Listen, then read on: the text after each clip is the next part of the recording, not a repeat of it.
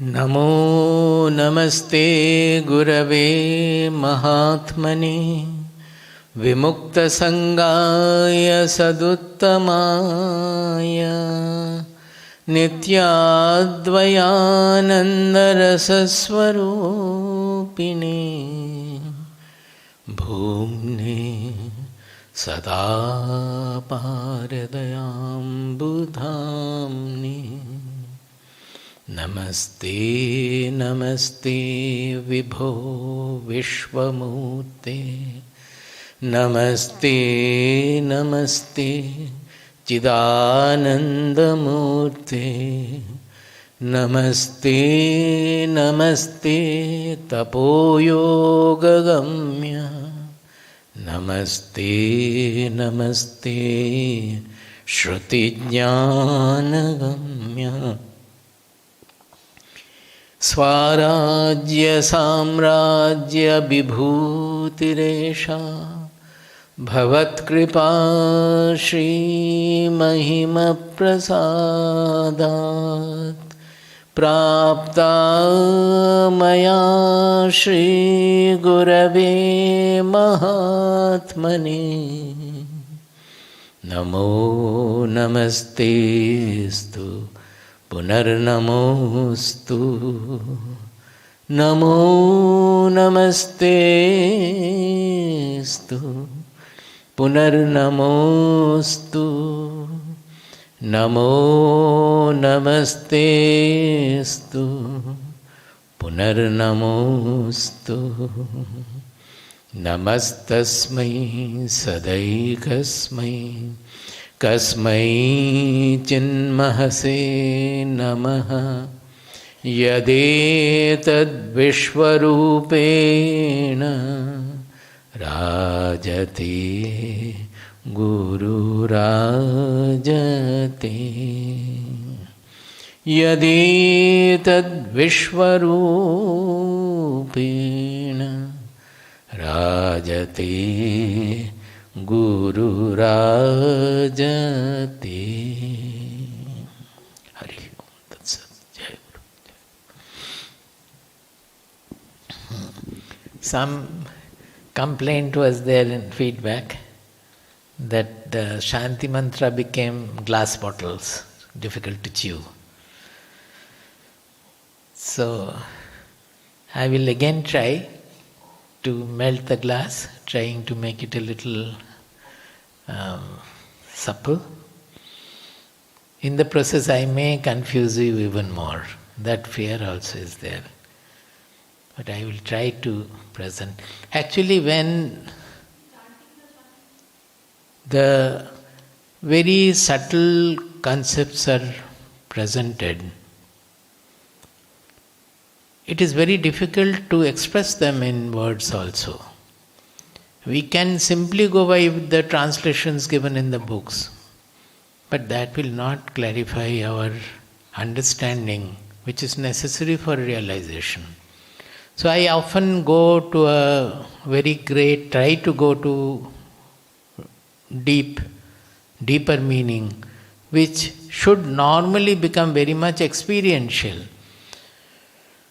But if we are not able to, because when you are listening may not be possible to go to that depth, so it may strike to be abstract, sometimes too abstract. Certain things I don't present also, which will be generally appearing to be very complicated, because we try to present the spiritual subject by the natural scientific logic, which is very much acceptable and which is closer. But that needs a certain patient analysis and all, which can be done perhaps only when we are having question-answer or one-on-one discussion. There we can try to expose one or two points going into the depth of the matter. So, what can be done? You have also to accept whatever I say, whatever way I present, and let us see whether we can make it a little clearer. So we will first chant the Shanti Mantra, and first few minutes I will spend on the Shanti Mantra again of Ishopanishad. This is the same Shanti Mantra for Brihadaranyaka also.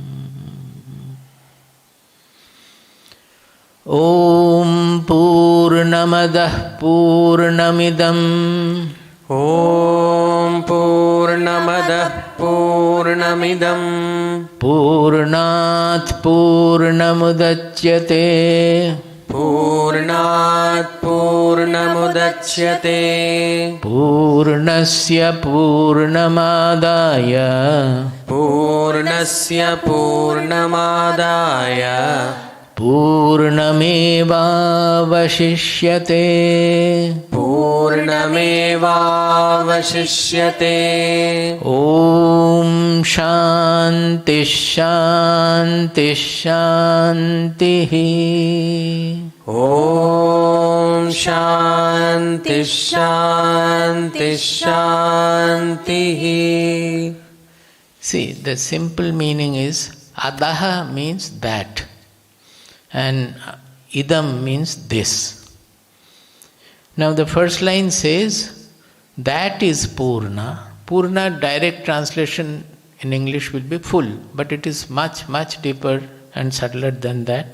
I had explained yesterday, again I will take up at the end, because if I take it in the beginning itself it will become difficult. So I will do it at the end. So we are saying that is Poorna. This is also Poorna, and the Poorna has come from the Poorna. That is Poorna means which is not seen by our sense organs, not perceptible. That is why we are saying that. By that we are referring to the Supreme Brahman, which even cannot be described by words. But it is Poorna, means for that there is no duality at all. It is self-awareness. That is what we call consciousness or the I in us. So simply it means Adaha, that the Supreme Brahman, which transcends all description, is Poorna. This means idam, means that we call it Karya Brahman, or simply you can say the Brahman manifest as the perceived world. The creation is we are perceiving the creation, seeing, knowing the creation. So that is called idam, means Karya Brahman, that the Brahman as manifest as the world. The Poorna creation is rising out of Udachyate. Udachyate means produced, it's coming up, rising out. Ut means upward. Udachyate means it is coming up. Born of also you can say, but then the causality will come. So it is rising out of the Supreme Brahman, the world which is also infinite, which is also full. The basis, the substratum of that world is the Supreme Brahman, the ultimate consciousness. So we say that it is appearing, it is rising out of the Supreme Brahman. Actually it is not rising out, it is only appearing. In Shankaracharya's, or say Vedantic words, it is called superimposed. That is, very common example is taken, Rajju Sarpa. That means in dusk you suddenly see a snake. Now you get frightened, but later on you discovered the rope. The moment you discovered the rope, the snake has gone. Now in the process, did the rope become snake? No, nothing happened to the rope. The snake appeared, snake vanished also because of our knowledge and our ignorance. Our ignorance of the rope made the snake appear. Our knowledge of the rope made the snake disappear. What did I say? Our ignorance of the rope made the snake appear. And our knowledge of the rope, discovery of the rope, made the snake disappear. This is what exactly is happening. Our ignorance about our real identity, the Atma, the Brahman, is making the world appear to be, that is the truth. That is the absolute truth. All the differential, fragmented appearance in the world, they are all gross, true. Subtle ones are also true. Everything is as appearing, they are all true. But when we come to know the rope, that means the substratum of this world, that is the Supreme Brahman, that is the consciousness. When we discover our real Atma, our real identity, discover our real consciousness, that is the rope, then immediately the world disappears in the consciousness itself.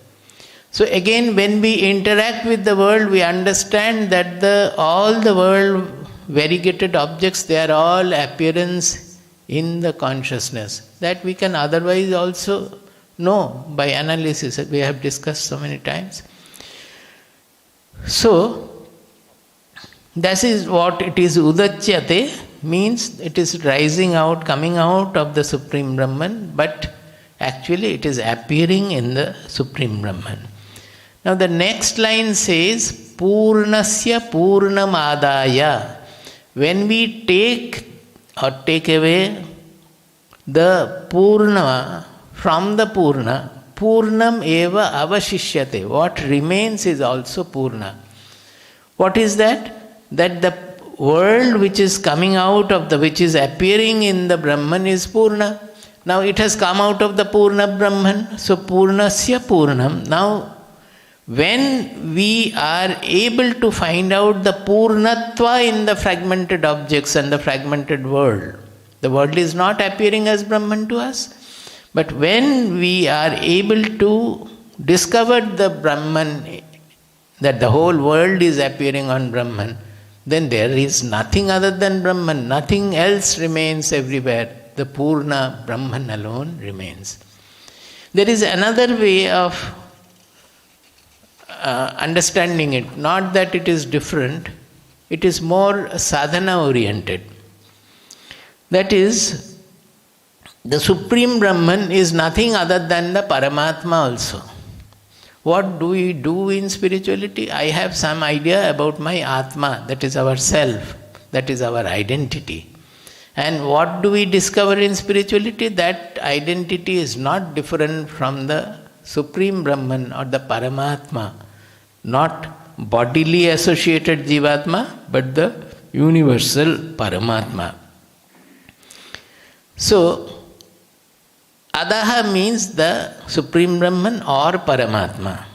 And Idam means the individual soul or Jivatma, which we are coming to know. We know our awareness, we know that this is what I am.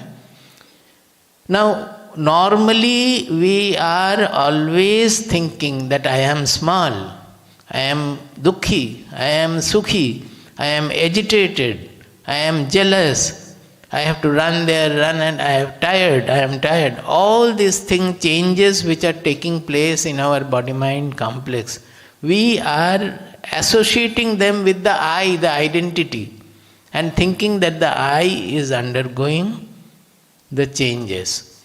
But the real I is not that. This we have been discussing throughout last 2 years, that the real I does not change at all. That is our real identity. So, in truth, that I, our Jivatma, also is same as Paramatma. That is also Poorna. Jivo Brahmaivana Paraha. That Jiva is nothing other than the Brahman.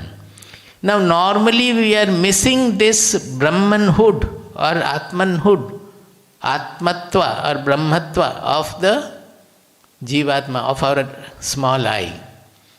So that is why we are suffering in the world. Now, if we can discover our real identity, that we come to know that I am same as the Paramatma or the Brahman. That means we discovered the Poornatva of this small I also, individual I also. On that basis they are saying, Idam also is Poorna, the Jivatma also is Poorna. It is appearing to be Apurna, appearing to be limited, small, fragmented, subject to all the changes, but it is actually not so. It is Poorna. It is also the same as Brahman. It is also Poorna. Now, then the next part comes when we realize the essential fullness or Brahmanhood of our individual self, that is the Poornasya Poornamadaya. That means when we are discovering the Poornatvam from our own identity, we are identifying with the Poorna I, the Paramatma I. Then what happens? Everything becomes Brahman, then the whole world is appearing in that Atma. So all the objects, they remain where they are, but they are all written on the consciousness. I felt it is clear. I don't know what you will think. But this is the way that this is an, you can say, experiential perception about the first one was the meaning, philosophical meaning of it. And this one, you can say, as it happens to a sadhak, as he progresses to the self-discovery, when he discovers the Poornatva of his being, then the whole world becomes Poorna. Poorne manasi sampurnam jagat sarvam sudhadravaihi upanat gudhapadasya nanucharmastritai bhuhu. In Yoga Vasishta. When the mind becomes Poorna, then the whole world becomes nectarine for him, Poorna for him. It is like putting our feet inside the shoes and walking in the dust. No dust will touch our feet. The whole world will become covered with leather. So when our mind becomes Poorna, the whole world also becomes Poorna. It is nothing different from the Atma. Though the objective world appears to be fragmented and changeful, in essence it is an appearance in Brahman alone. So essentially it is also Poorna, and that Poornatva is realized when we realize the Poornatva of our own identity. Now I will go into a little more difficult proposition, because this is embedded in this Shanti Mantra. It is talking about some source which is non-causal. Suppose the whole world is running by cause and effect chain. But if we look for the ultimate cause, it cannot be a cause. Because if there is a cause of the universe, cause of the creation, then again we will ask that what is the cause of that? So logically also this causality is restricted within the fragmented universe, in the dual universe we say. In this, the causality is restricted. Absolute cause cannot be there. In the absolute level of the creation has to be non-causal. So such a non-causal creation only can be immortal, can be Poorna. That non-causal, we call it Vivatta Srishti.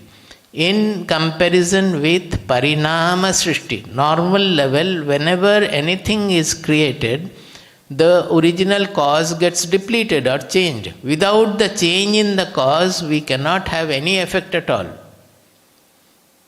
Without the sun getting changed from more hydrogen to more helium, we cannot have the radiation. As it is radiating, it is also undergoing a change. Anything in the world, whatever we do, the cause is always undergoing a change to produce the effect. Our body-mind personality is, as it is growing, it is no more the old one. Every moment it is undergoing a change, and the body-mind personality is different. So, but when we look for the ultimate cause, that is the ultimate truth, wherefrom the universe is appearing to be, there this causal logic cannot work. So in the causal universe, all that happens within the universe is related by cause and effect chain. To produce any effect, the causal substance undergoes change. But in the ultimate level, the universe cannot be a product of another causal substance. The universe just appears in Brahman or Atma or consciousness. It simply appears.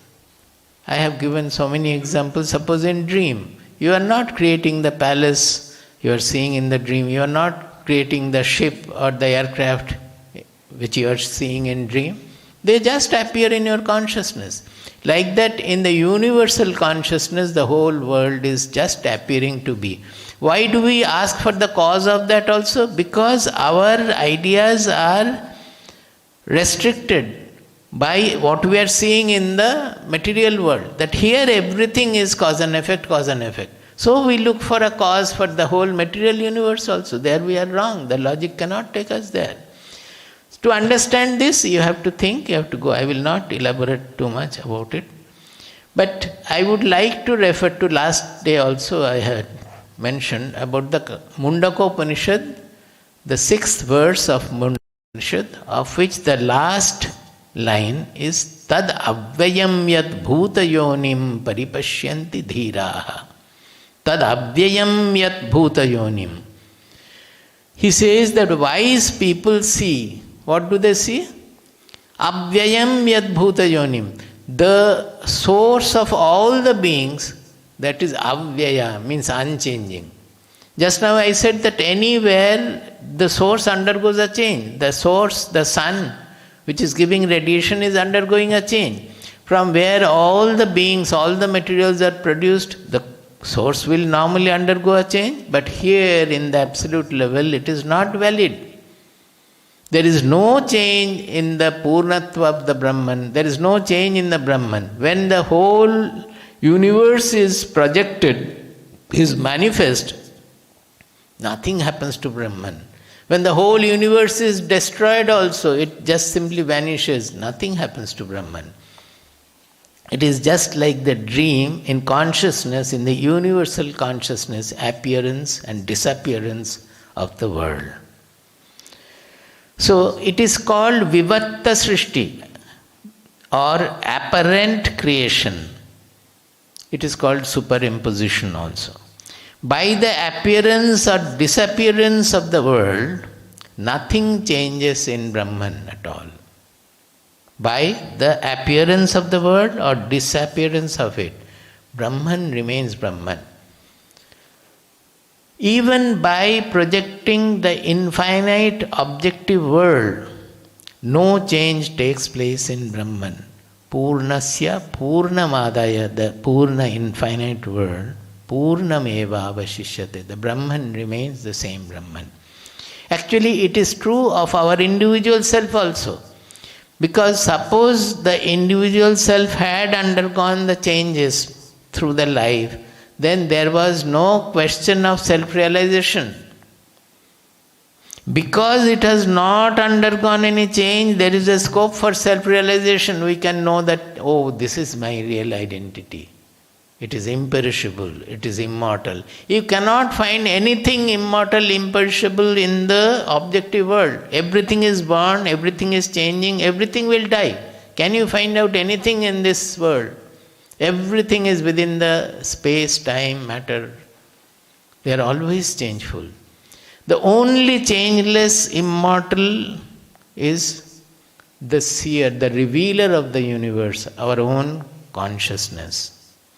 That is why when we look within and discover our real identity, we understand that whether it is sukha, dukkha, anything happening to the body, mind, complex, I don't get touched by it. I remain whatever I am.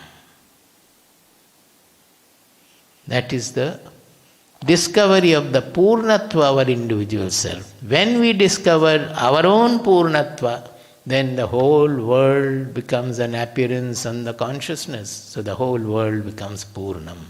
This is the meaning. The Poorna means full. In Vedanta, Poorna means absolute transcendental fullness. That means where duality, limitation, division, everything is absent. Poornatva means it is not just like suppose it is much subtler than any objective concept of fullness. Like a vessel or a lake or space. So vessel is full when you put water or something full. Lake, when the water is filled, the lake can become full. But in this case, fullness is not like that. In this case, full means abheda. There is no distinction, no fragmentation, no second. That kind of Poorna is our own identity, Brahman also. That is, even if you think of the infinite space, infinitude, is it not you as the thinker is thinking of the infinite space? So there is a difference of subject and object. You are thinking of the infinite space. Infinite space is an object before you and you are the subject. So this subject-object duality, it is splitting the whole Poornatva. So the absolute Poornatva is where this subject-object splitting is not there. That is why it is called Triputinasha. That is, there is no knower, knowing process and known object, nothing. All three become one. And in that place, one also loses its meaning because there is no two. So we call it transcendental. So that is the real meaning of Poornatva, the Poorna. So I have suggested earlier also while teaching Brihadaranyaka that rather than using any English word like full or complete or infinite, we can use 3 words in the books you will find. Full, complete, infinite. It is better to use the word Poorna itself, understanding what it really means. The English will take over the word. Why should we change our word? Because it carries so much of a spiritual depth, philosophical depth, so much of identity with it. Why should we change our word? Let the other world, the whole world learn it as Poorna. It means non-dual consciousness I. It represents the non-dual consciousness. What is that non-dual consciousness? When there is no subject-object division. Our Atma reveals itself. Atma is not revealed by anything else. All the whole world is revealed by the Atma. Even the sun is revealed by the Atma. Thoughts are revealed by the Atma. But when it comes to the question of Atma, it has to reveal itself. If anything else is revealing the Atma, then that is the Atma. The Atma which is revealed is not the Atma. The Atma is the ultimate revealer. Nothing can reveal it. It has to be self-revealing.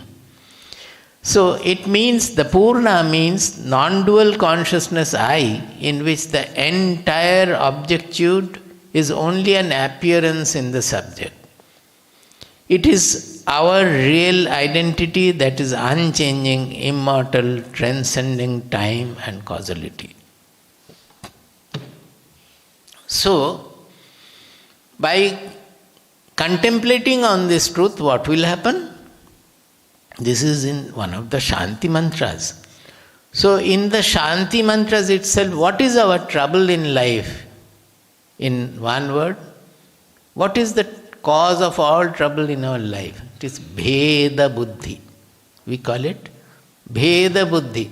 I am different from others, I am this, I am that, the others are this, I am seeing the world and I am the knower of the world, and so many other differential notions. That is the source of all trouble.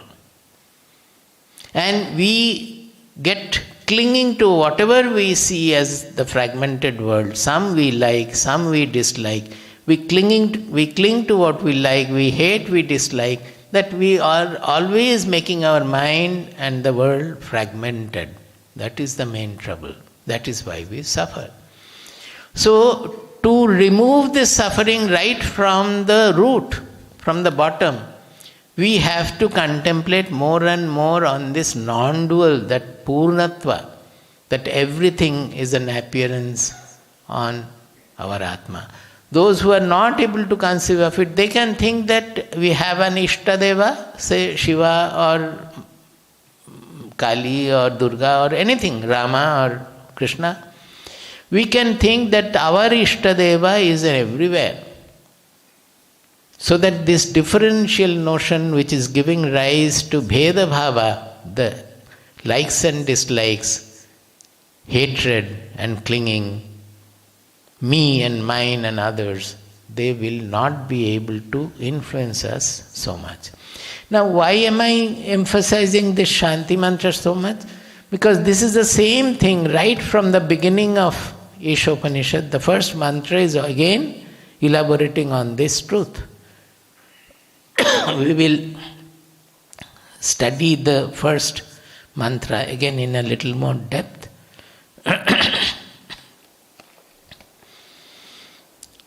Ishavāsyamidam sarvam Ishavāsyamidam sarvam Yatkinca jagatyam jagat Yatkinca jagatyam jagat Tena tyaktena bhunjitha Tena tyaktena bhunjitha Ma gridhah kasya svidhanam. Ma gridhah kasya svidhanam. He says, Isha vasyam idam sarvam. Yat kincha jagatyam jagat. Jagatyam is Saptami. That means, Jagat means, Sanskrit, if you go into the etymology, Jagat means whatever is moving. Gacchati iti jagat. Whatever is moving. Why we call the world as Jagat? To remind us that nothing is permanent here. Everything is moving. Because we are given to holding on to things. We hold on our building, hold on our relatives, hold on our whatever we like, and we think that they will be always with us. It is not so. So the name Jagat itself is reminding us that it is moving. Don't think that it is stationary and it will be always with you in the same manner. Similarly, we also called samsara. The Jagat is called samsara. Samyak sarati iti samsara. That which essence is only to move, only to drift.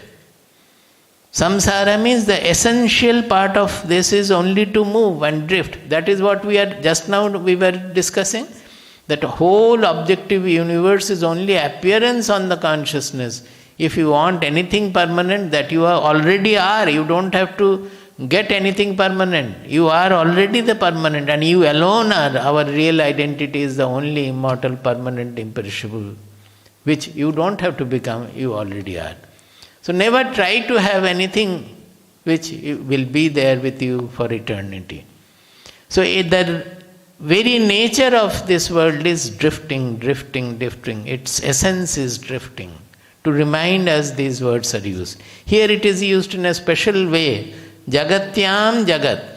That's in this whole world, creation, whatever is moving.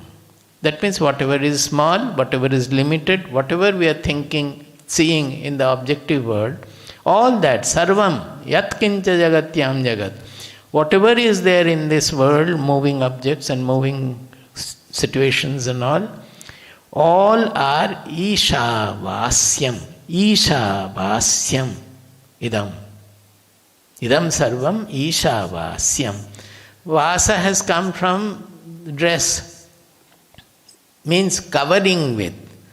That is, whatever you are seeing, be it your enemy, be it your likable things, be it your dislikable things, everything is permeated by, covered by, associated with Isha, the supreme reality, God or consciousness. It is true also scientifically that anything we see, we know, it has to appear in our consciousness. So it is a writing in our consciousness, even logically also. So he says, Jagatyam yat kincha jagat. In this world, in this Brahmanda, whatever moving, changing things are there, idam sarvam isha vasyamiti. All this has to be covered with, permeated by God or the Supreme Reality or the consciousness.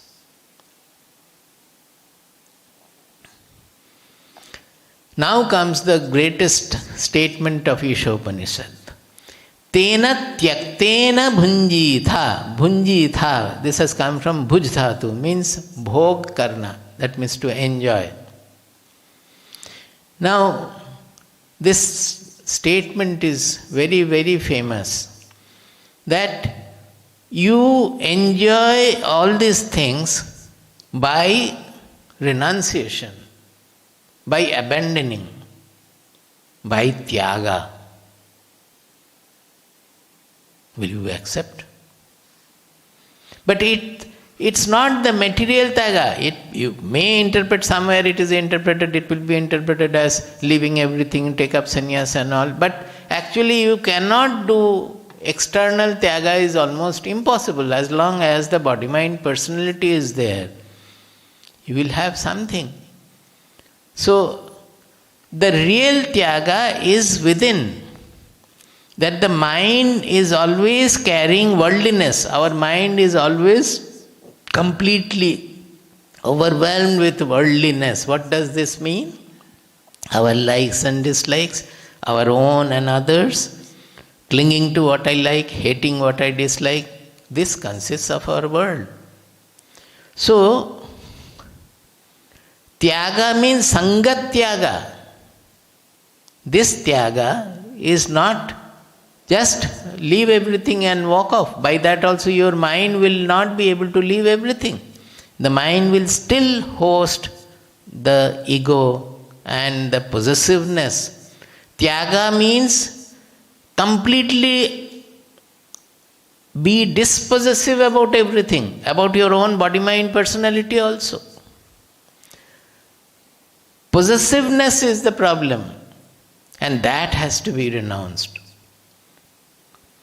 What is troubling us is not that we are staying in a building or we are having this facility or that facility. The moment we develop a possessiveness about it, then we are in trouble. So they are pointing out to a great truth, that we think that we are enjoying the world.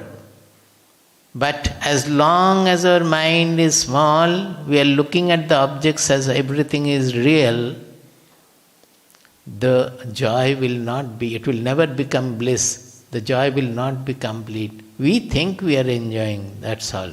Bhogana bhuktaha par vayameva bhuktaha. Is it not? Bhogana bhuktaha vayameva bhuktaha. Bhartrihari is saying that we think that we are enjoying the world, but actually nothing happens to the world remains where it is. We grow and become jaragrasta, we become old and we die. So who has enjoyed whom? The world has enjoyed us, we have not enjoyed the world. The world has digested us, you can say. We have not digested the world. So these are all Kavi's, a wise person's vision, we should take from there. So, tena tyaktena bhunjitha is a great statement that unless we are able to get rid of the sangha, get rid of the possessiveness, get rid of the clinging to what I like and hating what I dislike, ragadvesha, the real joy we will never be able to have. We will have a sort of a caricature of that real joy. It's not the real joy. The real joy you will have only you have renounced in your mind. Inwardly you have become a sannyasin. So there is no contradiction here, as many of the Western authors have said. It's absolutely wrong interpretation they have given. The real enjoyment can come only through tyaga, not by the usual bhoga we think. Ma gridhaha. That means never possess any never have desires or akanksha or bhoga tendencies. Because when you are free of the bhoga tendencies, you get the real joy. So why should you covet, particularly about others' wealth? Now here also it can be done in two manners. Ma gridha kasyasvit dhanam. That means don't covet any other's wealth. The other interpretation will be ma gridha. Never have any desire to enjoy anything. Why? Kasyasvit dhanam. Whose is the dhanam? Whose is the wealth? Whose is the property? That is not only others' property, in your property which you are thinking to be yours and you are trying to enjoy that property, your building, your AC, your food, your wife or husband, your children, your grandchildren, you are thinking you are enjoying them. No, dhanam means everything is included there. Kasyasvit dhanam. Whose are they? Can you have control over it? If just tomorrow, if your grandchild suddenly passes away, can you hold on to it? If you pass away, can anybody prevent it? We are simply moving through the drama, whatever to be done we are doing. And if we can move in that non-causal, simplistic manner, sahaja life, just as I say, flowing like the river, then you will feel that, you will know that every moment of your life is getting fulfilled. Why? Not because of the outer things, because of the love oozing from your own within, because of the expansion, the spatial, the sky-like dimension within you. You will only be full of bliss. That is called the real blissfulness. It can only be had through tyaga. Tena tyaktena bhunjitha ma gridha kasyasvit dhanam. You can take a little, I will go a little here and there, say, let us compare with Bhagavad Gita. If you have 6.29 to 32, 6th chapter of Bhagavad Gita,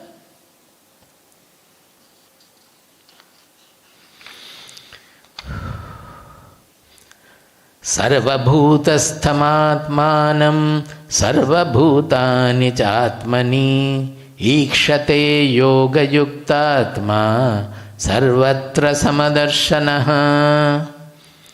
He says, who is a yoga yuktatma? That means, who is anchored in the yoga buddhi. Sarvabhutasthamaatmanam. That his I-ness, his Atma, is everywhere, in everything. Sarvabhutani cha Atmani. And whatever is existing, that is all in his Atma. This is the Poornatva. There is nothing other than the Atma. The whole universe, whether it is my personality or others' personality, everything is appearing in that universe. Don't think that I am seeing and this is the universe, all others are there. Your personality is a product of nature, which is part of the universe appearing in that consciousness. Yo mam pashyati sarvatra sarvam cha mai pashyati tasyaham na pranashyami sacha me na pranashyati. See, yo mam pashyati sarvatra sarvam cha mai pashyati. One who sees me means Krishna. Krishna means Krishna is one who has identified with the universal Atma. So when he says me, it is applicable to others also who would like to see like that. Sarvam cha mai pashyati. And everything is in me. The same, the 29 also. Sarva bhuta sthitam yo mam bhajatyekatvam asthitaha sarvatha vartamanopi sayogi mai vartate. Sarva bhuta sthitam yo mam bhajati ekatvam asthitaha. Same. Wherever he is always remaining in me, Krishna says. That is remaining in where? Remaining in the Atma.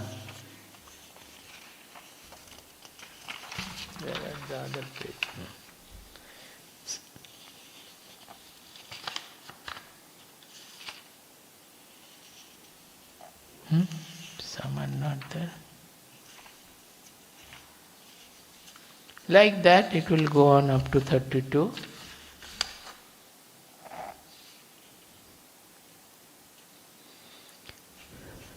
Samam sarvesh, this is another from 13th chapter, 28th verse. Samam sarveshu bhuteshu tishthantam parameshwaram vinashyatsva vinashyantam yah pashyati sapashyati. Who sees the uniformity, evenness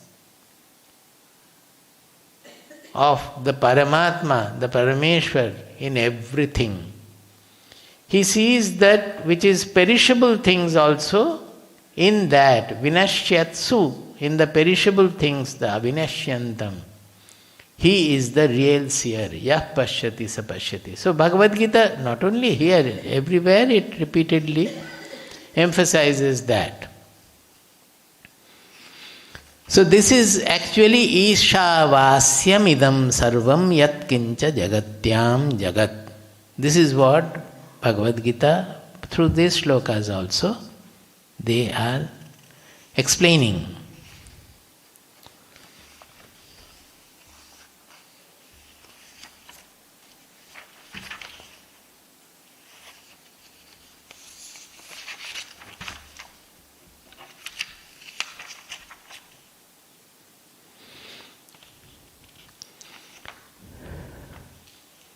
So, when it is tena tyaktena bhunjitha, naturally, tena tyaktena, that what kind of tyaga they are saying, that kind of a tyaga. What kind of a tyaga? Which has been explained in the first line. That is, what kind of a tyaga? Abandoning worldliness by covering everything with Ishvara Bhavana, or the imposing, thinking everything as an appearance on truth. The entire variegated world of objects is but an appearance on Atma only. This will be our sadhana to implement the tena tyaktena bhunjitha. Then only we will be able to feel the real joy oozing from everywhere, whatever we do, wherever we are. By feeling His presence everywhere in everything, the Sangha towards objects will be attenuated. See, Sangha we say, how will the Sangha go? Sangha will just by your wishing it may not go. How will the possessiveness go? How will the Sangha go? When we institute the Atma or the Lord or the Brahman everywhere, by that what is happening in reality? The differential notion which is always influencing our behavior, that will be opposed by the unified vision, the unity in diversity. Suppose you are not able to tolerate somebody, when you think of him also a projection of the Atma, of my own identity, then automatically your feelings will be moderated, will be toned down. So by instituting Ishvara, instituting our Ishtadeva or the Atma or Brahman in everything we are interacting with, we will slowly deplete our Sangha. Even the possessiveness about things also will go. When you are enjoying something, know that it is God alone, and by the kripa of God, I am having my food today. So every action will be permeated by the Lord. Then we will feel that the Sangha is going. Sangha in both sense, positive and negative. The hatred towards what I do not like and clinging towards what we like. So by feeling His presence everywhere in everything, the Sangha towards objects will be attenuated. The real joy comes only when Sangha is renounced. Sangha coming from desire, greed, competition, hatred, is it not always coming from that possessiveness, Sangha? It is desire for something, competition with something else, that I will be the richest person or I will be this and that. So we forget the reality and we go after it with all our effort and get into trouble. Now here there is another truth coming out also. As I always say that what is the most efficient state of our mind and intelligence also? Suppose any person, he has some unlimited intelligence and some sort of a mind, whatever it is. For a particular individual, when will he have the maximum efficiency of performance and maximum fulfillment, maximum joy also? Is it not when the mind is free of tension? Suppose something has happened, I always say that you have lost this, you have lost your job and all. Immediately your mind does not accept the situation. And you start repenting or howling or crying and so many things you will do. Not being ready to accept whatever has happened. Is it not foolishness? Whatever has happened, can you go backward in time and change it? You cannot. Whatever has happened in time, in the past, whatever has happened, you cannot but have to accept it. Now the moment you accept it wholeheartedly, what happens is that the mind becomes absolutely free of tension. The tension and stress and the constriction of the mind is created by the non-readiness of the mind to accept the situation. So in that, the moment you accept the situation, with that free mind, you will be able to solve whatever is the situation. You will be able to solve much better, is it not? Anybody will accept that. When the mind is absolutely free, the solution to the situation will come. In a tense mind, it will not come. That is why many discoveries, they come up in the mind of the scientists and others when they get up from sleep, deep sleep and all. In that free state, placid state of the mind, the solution dawns by itself. He might have thought and analyzed everything the previous night also. But at that time the mind was under tension. Mind was trying to do something. Effortfulness was pressing the mind. In the morning when he is effortless, the solution simply dawns. Like that, the moment we have accepted any situation, the mind becomes absolutely free, and the best solution will come from that mind. Maybe the solution is right in front. Because of the tension, we were not able to find it. The moment the mind becomes free, you just find that solution right there. It is, by illustration, it is shown in Ramayana also. I have already discussed those stories. Now, here also, it is not only the performantial excellence or the maximum capacity of the mind will be there when it is free. When the mind, mark these words very well, when the mind is free of desire, greed and everything, ma gridha kasya svidhanam, when the mind is free of all desires and other things which are creating a pressure in the mind, then even the joy you can experience will be the maximum, because it's a free mind. It will be very pure, blissful joy that you will be able to experience. As long as the tyaga is not there, as long as the mind is occupied by possessiveness, ahankara, ego, it will not be able to be really enjoy life at all. So right today you renounce everything and try to enjoy life to its maximum by making your mind free of all possessiveness and sangha. There lies the ultimate solution. In Ashtavakra Samhita, 10.3, Ashtavakra Samhita or Ashtavakra Gita, same, the 10.3, it says, Yatra yatra bhavet trishna samsaram viddhi tatra vai praudha vairagyam ashritya vita trishna sukhi bhava. Ashtavakra is telling Janaka, Raja Janaka.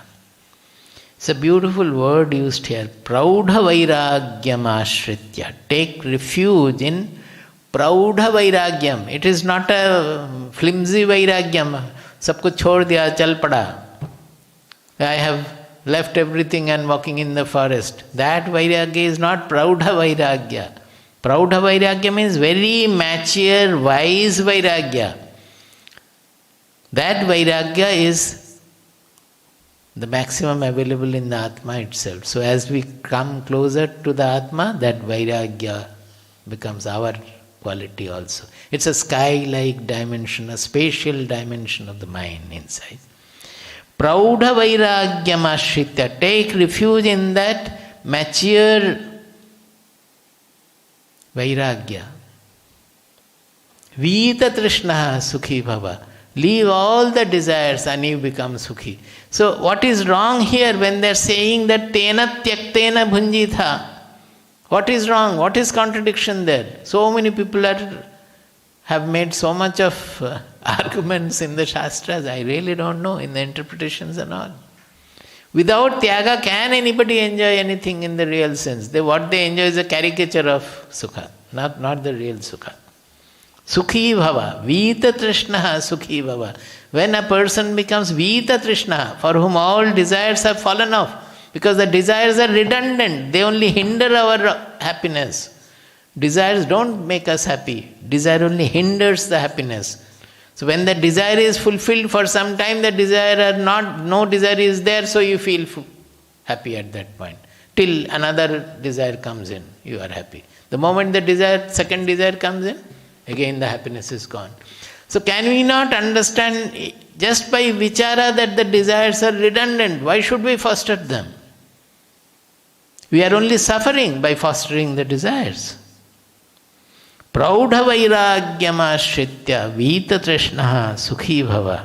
Yatra yatra bhave trishna. Wherever these desires are coming in, samsaram vidhi tatra vai. As I explained the samsara, samyak sarati iti samsara, worldliness.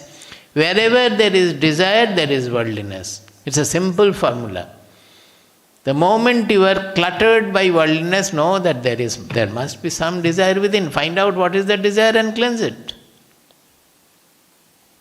Oh Swamiji, why it happens? I didn't know why there, you find out why. Wherever they were troubled by the worldliness, there is some desire inside. Either desire for some happiness here and there, or desire for gaining something, or for fear of losing something. All these things are troubling our mind.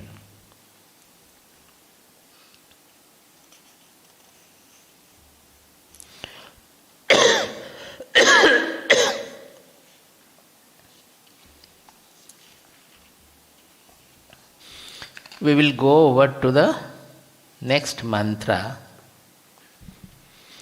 Hope today it is not shishi bottle, it's not glass bottles.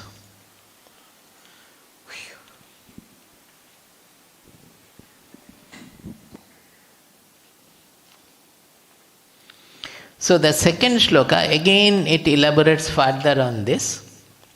The second of Ishopanishad.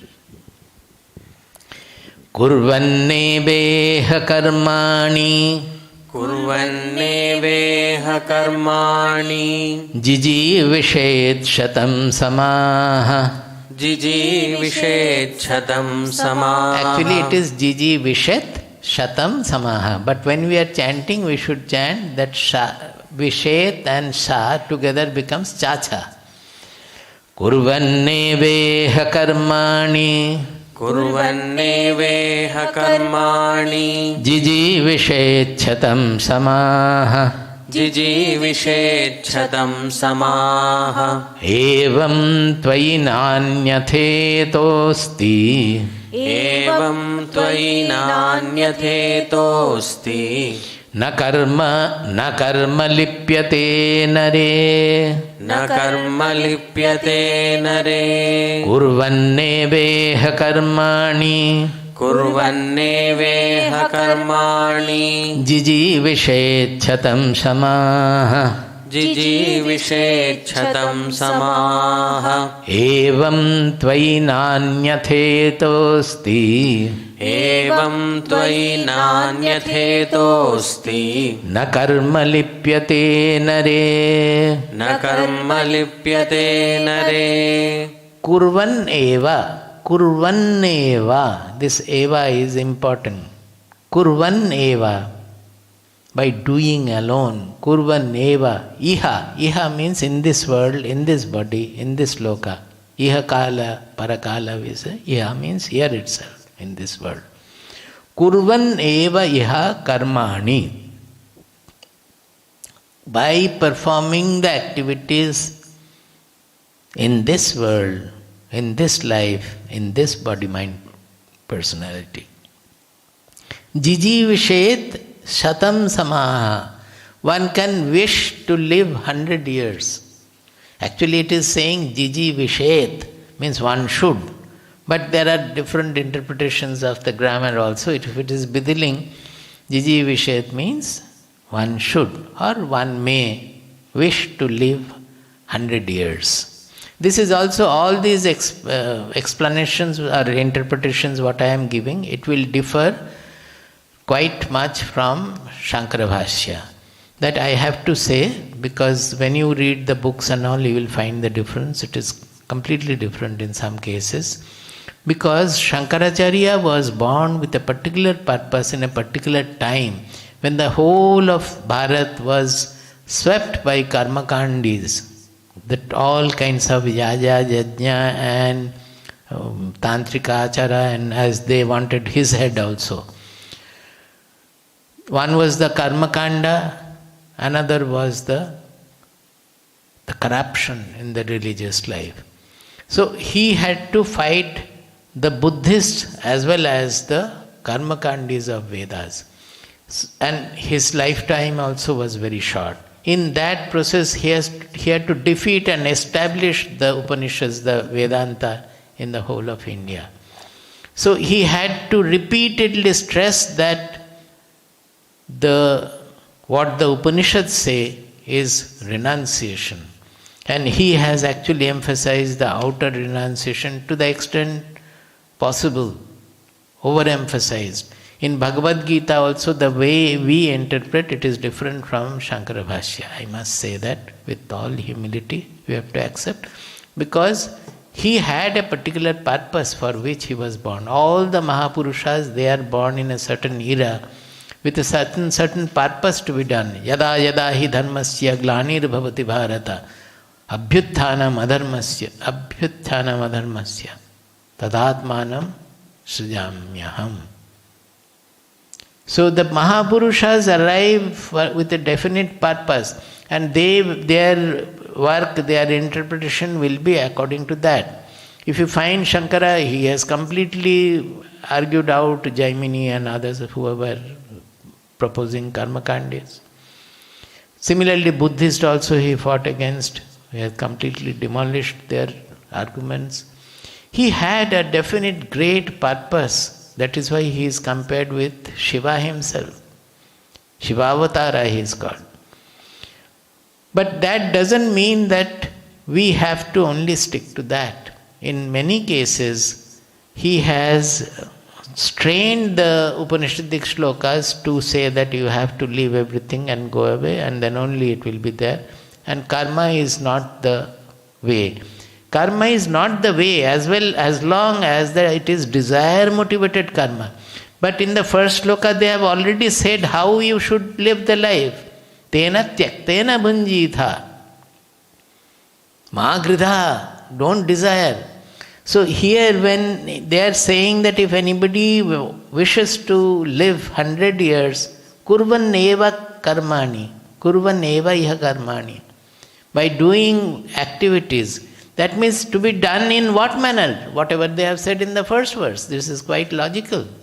That they have to do by making ishavasyamidam sarvam. Not the ordinary desire motivated karma they are speaking about. Iha shatam samaha jijivishet karmani kurvan eva. That eva is there. That means by working, because without karma, how can you live? There will always be karma. If you don't do external karma, the mind will do some karma. So the only way is to cover everything with Ishvara Bhava, to make the whole world as an appearance on the Atma or Paramatma or God.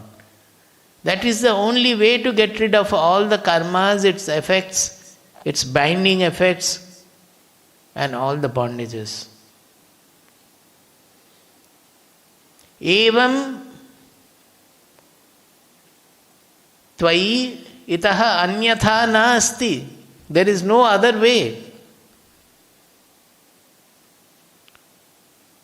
Na karma lipyate nare. Na karma lipyate. Because you should not be scared that I will not do any karma, because karma will make me bound to the world. If you perform all the activities, as Bhagavad Gita says, that with the yoga buddhi, then that karma will liberate you. So we find the resonance of Bhagavad Gita in Ishopanishad. I have to say this. We have to relate it to the first verse, first mantra, that this is the way karmas have to be done, which I have already shown that what is Bhagavad Gita saying. And if this is the way the karmas have to be done, then the karmas will be liberating you, no more binding you. And such karmas are not desire-motivated karmas. We generally call it kriya. Here also it will come. We don't call it karma. Only the desire-motivated karma work is called generally the karma. Otherwise it is kriya.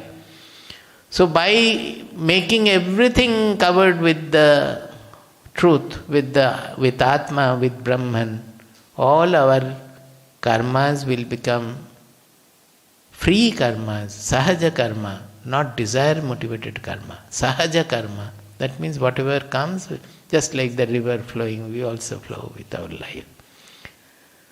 Karma, na karma lipyate. Such karma will never cause lepana, will never bound us.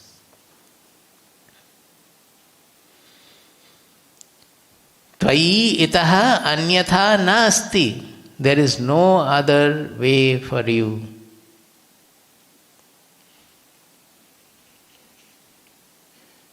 I will take the next shloka next day. This also I will further explain, but today there won't be time. Kurvanneveha karmani. Kurvanneveha karmani. Jijivishechatam samaha. Jijivishechatam samaha. Evam tvai nanyatetosti. Evam tvai nanyatetosti. Na karma lipyate nare. Na karma lipyate nare. Here there is a difficult, it will be na anyatha itaha asti.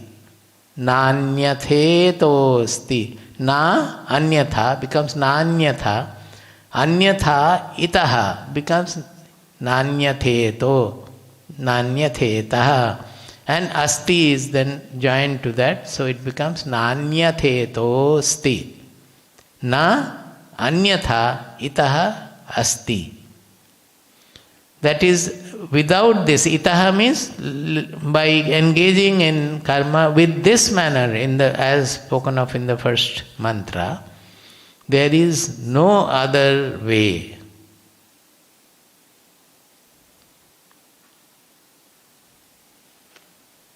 Na karma lipyate. The karma will never bind you if you follow this. If you do perform everything in this manner, by covering everything with Isha, or the Lord, or Atma, or Brahman. Om Poornamadah Poornamidam. Om Poornamadah Poornamidam. Poornat Poornamudachyate. Poornat Poornamudachyate. Poornasya Poornamadaya. Poornasya पूर्णस्य पूर्णमादाय पूर्णमेवावशिष्यते पूर्णमेवावशिष्यते।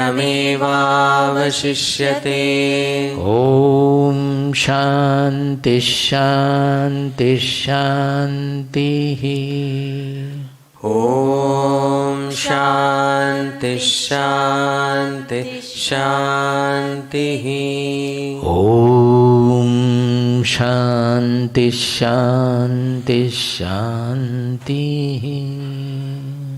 ॐ शान्ति शान्ति शान्तिः। हरिः